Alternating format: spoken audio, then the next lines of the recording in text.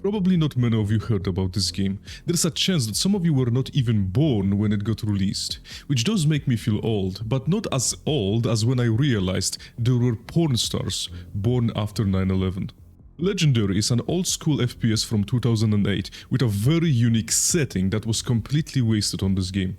There are a couple of things Legendary did well, but there is a ton of stuff it did extremely badly. So badly, in fact, that the game itself is completely forgotten, while it was so close to be a hidden gem, so close to be actually legendary. During the gameplay, I found myself constantly thinking that this feels good, but it would feel even better if they did a thing. There's always a thing missing from the game, a thing here, a thing there. Many times during the gameplay I felt like I was playing a prototype for Doom 2016, just to be reminded a moment later that it is in fact not Doom, but a game no one knows about. Legendary starts off with the main character named Deckard trying to open a golden box inside of a museum. He inserts the round key into the keyhole, which starts off the mechanism on the front of the box, exposing a part where Deckard is supposed to put his palm on.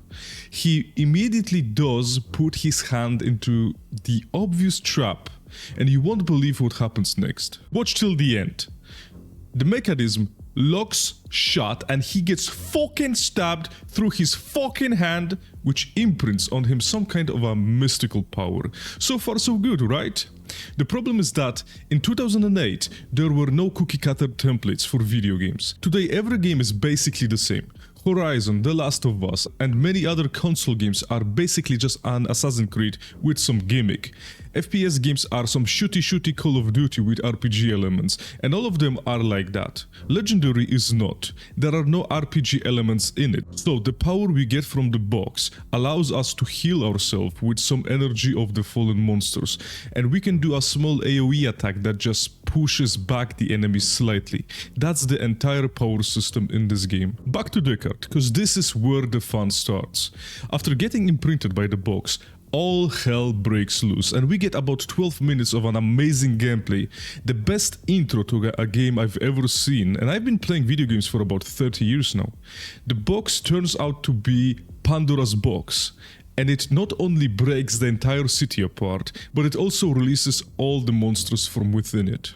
Griffins, minotaurs, werewolves, some tentacles, fire-spitting armadillos, a literal kraken, a golem, and fairies. But that's all. Griffins and minotaurs are mini-bosses, so you fight 4 of them each.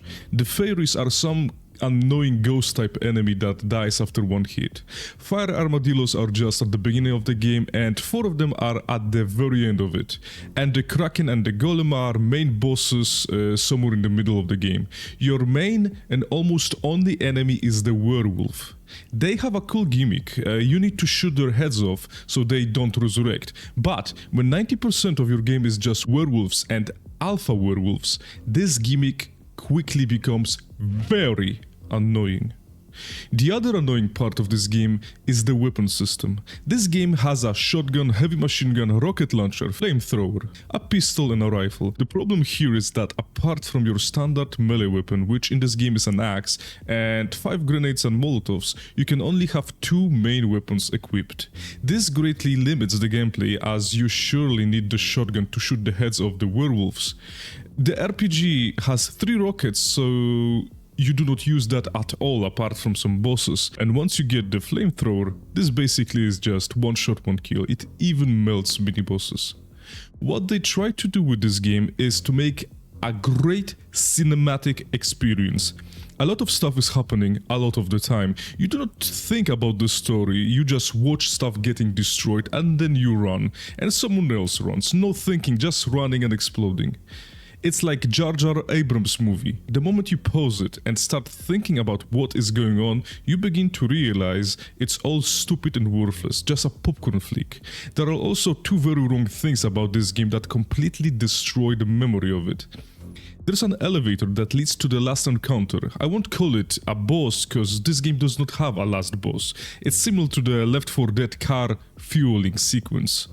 The elevator that I mentioned is broken as a game asset. If your FPS are above 30, you will fall right through it. straight under the map. So you need to Google the problem, then edit the config files and limit your FPS for the last 20 minutes of the game. Yeah.